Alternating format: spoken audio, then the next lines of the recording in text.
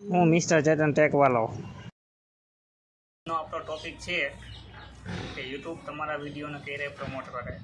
તો મેં 2022માં ચેનલ બનાવેલી હતી, ખૂબ જ સ્ટ્રગલ કર્યો, બધી કેટેગરી ટ્રાય મારી તો એક વિડીયો સક્સેસ ગયા નહીં. પછી 2024માં મેં કોપીરાઇટ સોંગ આવે એ ઉપાડ્યા ને મારી ચેનલમાં નાખ્યા, તેમાં મિલિયન ઉપર વ્યૂઝ ગયા. હું તમને જો ફોટો સ્ક્રીન ઉપર હમણાં દેખાડું. પછી મિલિયન ઉપર વ્યૂઝ ગયા તો પછી મેં અમારા નંબર નાખેલા હતા. પછી એમાં બધે કોન્ટેક્ટ કર્યો, એવી રીતના હતો બધી પિંજાણું. પછી મેં વિચાર્યું મેં કહ્યું ચેનલ મોનોટાઇઝ થઈ જાય છે. પછી મેં મોનોટાઇઝ માટે અપ્લાય કર્યું તો ડીમોનેટાઇઝ થઈ ગઈ અને અપીલ વિડીયો બનાવવાનું કીધું, કારણ કે કોપીરાઇટ હતું. તો એમાં વોચ ટાઈમે ડાઉન થઈ ગયું, બધું ડાઉન થઈ ગયું, તોય કાંઈ થયું નહીં. એટલે તમે આવું મહેરબાની કરીને કોઈનો પણ યુટ્યુબમાં વિડીયો હોય પૂછ્યા વગર એમાં નાખતા નહીં, ભૂલી લેજો કે તમારી ચેનલમાં. અને તમારી યુટ્યુબ તમારો વિડીયો ક્યારે પ્રમોટ કરશે? જ્યારે તમે પોતાનો ઓરિજિનલ કન્ટેન્ટ બનાવશો ને ત્યારે પ્રમોટ કરશે.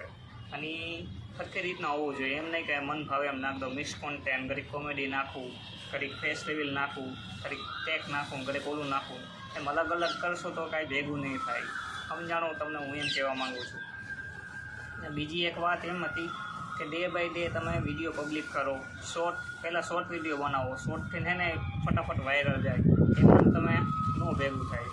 એટલે લોંગમાં ફોકસ કરો, એમ નથી કહેતો તો પહેલાં શોર્ટ બનાવો એમ કહું. એવું બધું કરો, પછી વિડીયો જો એ સર્ચમાં આવશે. પહેલાં તો શરૂઆતમાં તમારે હાવ નવી ચેનલ લઈ છે રેડી, નવી ચેનલ હોય તો ખડકા સેટિંગ કરવા પડે. એના વિડીયો હું તમને હે ને પછી આપીશ, અત્યારે નહીં આપો. અત્યારે આપણો ટોપિક છે યુટ્યુબ તમારો વિડીયો ક્યારે પ્રમોટ કરે. જ્યારે પણ શોર્ટના અને લોંગ વિડીયોમાં શોર્ટનું લોંગનું બે અલગ આવે. શોર્ટમાં છે ને તરત વાયરલ થઈ જાય, એમાં કાંઈ નક્કી ન કહેવાય કેટલા વ્યૂઝ આવે. તો એ સ્ક્રિપ્ટ ડાઉન આવે, 3 સેકન્ડ સુધી જો વ્યૂઝ એમાં કમી જાય ને તો વિડીયો હજી પ્રમોટ થાય.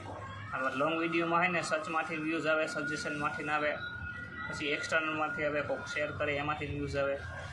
તમે તો હજી નવી યુટ્યુબ ચેનલ બનાવી લે, એટલે તમારે સ્ટ્રગલ તો બધાને કરવું જ પડશે, એમ હું કહેવા માગું છું.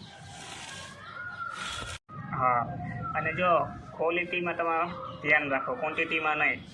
ધારો કે એક મમરી છે ગોપાલની, મમરીમાં તો ખબર, ધારો કે એક હાબુ છે લાઈફ બોયનો રેડી, એ જૂનવાળી થઈ ગયું, જૂનું થઈ ગયું, કારણ કે એની બ્રાન્ડ છે. હવે બધા માણસ એ જોઈને આપણે લઈએ છે, કારણ કે એની એક જાતની બ્રાન્ડ કહેવાય.